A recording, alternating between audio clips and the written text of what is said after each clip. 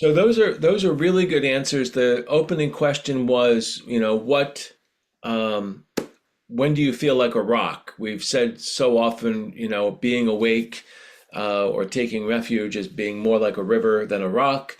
And then we're switching that around to go, well, what turns you into a rock? What distorts the river and turns it into feeling solid? And really good answers. Feeling overwhelmed, feeling threatened, feeling hurt. Almost all the time it could be happening. Another hurt when they have to make a decision, and I'm going to shorthand the discussion, but it's like coming up against limits. I choose this, I don't do that, right? So there's a limit. Feeling threatened. Um, um, Seeing a scar, feeling stressed and indulging in fantasy. Right? So all good answers. I'm sure there's more possibilities. I'd like to take that into our discussion. We've been talking about taking refuge, and last week we focused on taking refuge, like what our refuge is, what our source of safety or comfort or understanding is, and that's the Buddha, his teachings, and the community of fellow meditators, Buddha, Dharma, Sangha. But I thought, oh, maybe it would be good to take what we are taking refuge from. So shelter from the storm. Well, you have to know what the storm is, right? So that's thought that would be a useful discussion for today. So that's where we're headed. But let's do our meditation. I'm going to pause the record.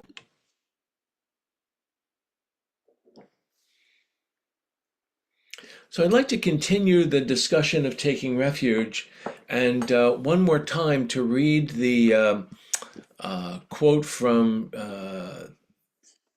Mipham Rinpoche's Taking Refuge, Arousing the Motivation for True Freedom text, right? And I'm just going to, read part of it. My daily existence, this is related to what we are taking refuge from. My daily existence is based on a series of misconceptions.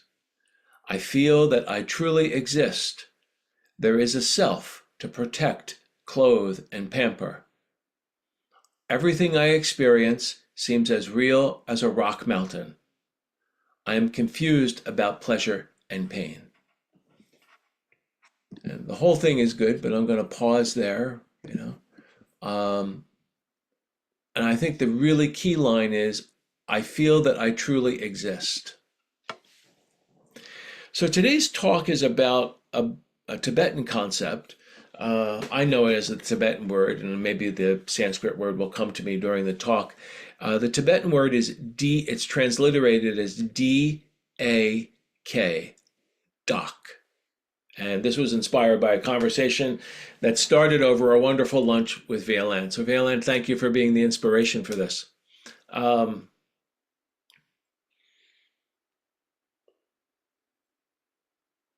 It almost seems silly and counterintuitive to, talk about self as an assumption, self as a mistaken belief, a confusion about reality, because it is so pervasive. It's in everything. Uh, I believe I'm here, and I'm sure you believe you're there, right? Somewhere between 18 months or around 18 months or so, little children, so I'm told, look in a mirror and recognize whoever that is in the mirror looking back at them as me. That's me. Except it's not me, it's a reflection. But there is some self recognition. What's happening before that, I can't say. But somewhere around that time, 18 months, 2 years, somewhere in there, there's some quality of self recognition. And just to keep this real, there is some necessary self recognition to go through life. I mean, you have to know how to put your shoes on. You have to know how to, cross a street. Um, when your cell phone rings, you don't look around expecting other people to make the sound stop. It's your cell phone, right? There's some self quality of like, this is happening. I see myself in the mirror of experience, if I can use mirror as a metaphor, right? but how much self? How much dak, D-A-K? Dak literally means self, and the word that, what we're trying to get liberated from or taking refuge from in Tibetan is the word, or the word dak zin. Zin is to hold, and dak is self. So it's sort of like grabbing hold of myself. Sometimes I've seen that translated as negative self-cherishing. And at other times, I like Daniel P. Brown's translation, grab. How much grab does something have? And you don't need a lot, right, to get through life. But we've forgotten that we're even grabbing. And our culture is built on the idea of a separate, independent, maybe forever self. And so you have a start whenever you think that is, birth, conception, your last life, right? Whatever, right? But there was some point in time where you started. And it feels as if you, the so-called self, is a continuous, unchanging thing. I'm who, I'm different, I've grown, but that was me when I was 2, and when I was 8, and when I was 15, and when I was 30. That's, myself going through time. As if there was this forever connected sameness, right? The word identity comes from a Latin word that means same. There's something the same about who I was at 8 and who I am right now at whatever age I'm at. There's some continuity. And we make that assumption of permanence, of continuation. In fact, it seems crazy to say that it's not true. What do you mean? I'm the one who bought the computer I'm working at. I'm the one who's looking at the screen. I'm the one who heard you say this just a minute ago. There's some continuity. Right?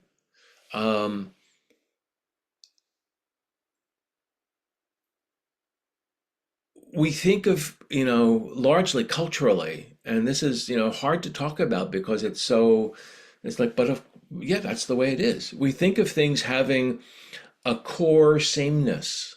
And I know this sounds like repetitive, but we think of, like, I'm going to hold up my cell phone. We think of this as having an essence, right?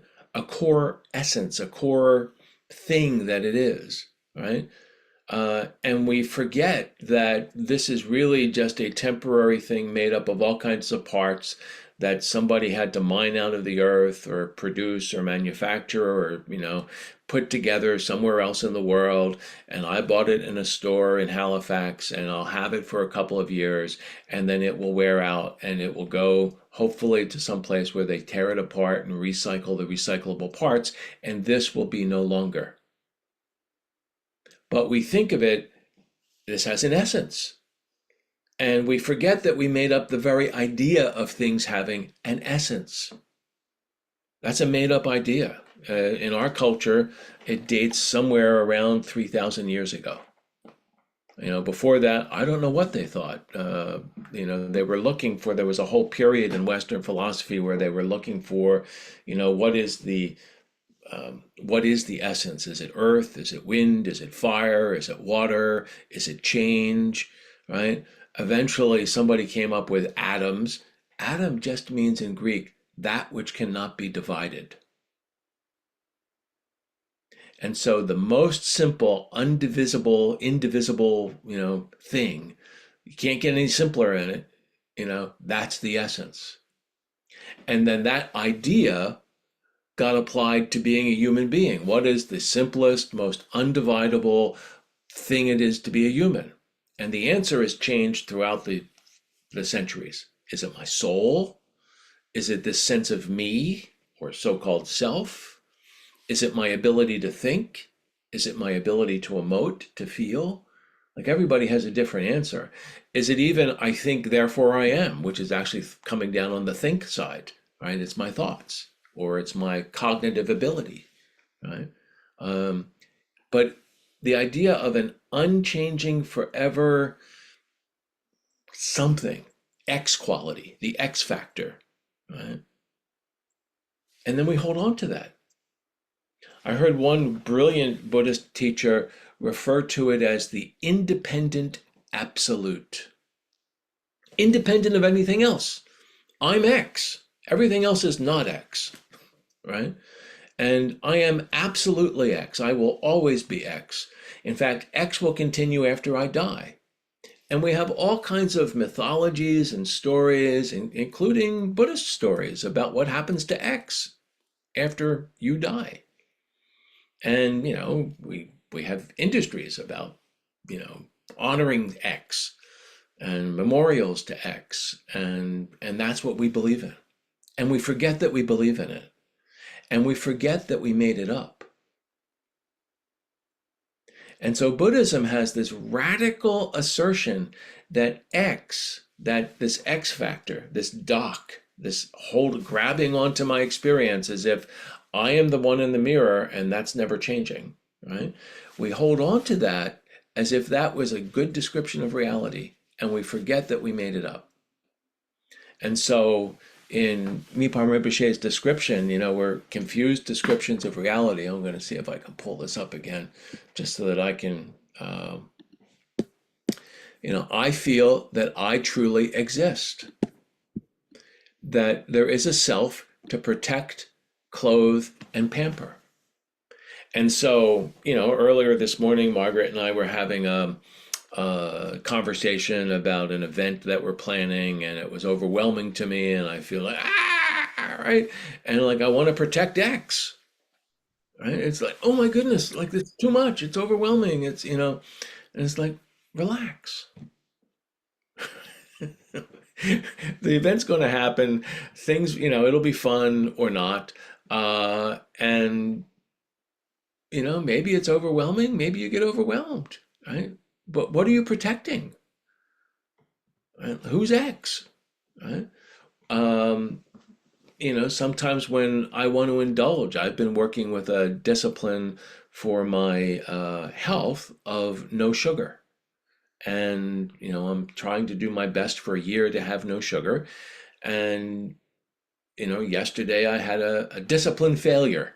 In other words, I had a lot of sugar. And it's like, well, yes, that was enjoyable, but who am I pampering? I gave in a moment. Brian, are you me? Oh my goodness. No, I don't think I am. Can everybody else hear me? So, Mark, I don't know Yes, what happened. yes, Yes, we I can. can We hear can you. hear, we Okay. can hear you and it's recording. Okay. So, what happened in the overwhelm was just wanting to pamper X. Wanting to, it wasn't necessary. I mean, and it was fun, and there's no moral about it, no good or bad, right or wrong. It was just, oh, I was just pampering X for a moment, as if I believed that X was real. And we do that all of the time. So I loved the answer to the question of almost all the time. Almost all the time, we're going through life, and the Dharma refers to this. Often it gets used. I'm going to tell you the translation after I say it means not knowing. It's as if we've forgotten that we made X up, and that's called ignorance. Right? Just ignorance is not knowing in I think it's Greek, right? Certainly, it's the same thing in Latin. The languages say the same way, right? We forget, right? And we begin to treat things more like a rock than a river. And so, whenever you feel yourself like sort of freezing the moment, doing something that inside that there's a more awake way or a more relaxed way or a more alive way. You could just let some things go by. You could choose to have a bigger heart. It could be you get angry. That happens for me. I get angry. I want to hold on to, like, you did this and I did that, and x x x x x, right? Or same thing for fantasy and passion. Like, wow, that's really great. I want some of that, right? I, X, X, X, X, X. And I forget I made that up, right? And there's nothing wrong with passion. And sometimes aggression is necessary. But forgetting that we made the X factor up, right? And I'm calling it the X factor because when you say ego, that has a whole freight train of associations in our culture. Are we talking the psychological ego? Are we talking psychoanalysis? Are we talking a philosophical ego? Are we having a discussion about agency and self-perception? I was like, let's talk about holding on to this negative, this X that limits us. So when you take refuge in the Buddha, you're saying, I've begun to get the idea that holding on to X limits me, hurts me, it doesn't work. And I'm at least open to the possibility of doing the opposite, something other than X, the opposite of X. I read this book, and I'm going to pause for, this is a lot about Dak, the idea of self in Tibetan Buddhism and getting beyond negative self-clinging, Dak Zin. The word that gets translated for egolessness is Dak Me, being beyond Dak or without Dak, beyond X. Right? I read this wonderful book called The Greek Buddha, and in there was a discussion of the culture that the Buddha came out of. It was roughly 2,600 years ago. And at that point, philosophically, in the Indo-Eurasian area that the Buddha's culture arose from, they were having a discussion. And one part of the discussion was making up the big X, God. And the big X became a sky god. And the sky god had an enemy. And the big X was always fighting with Y.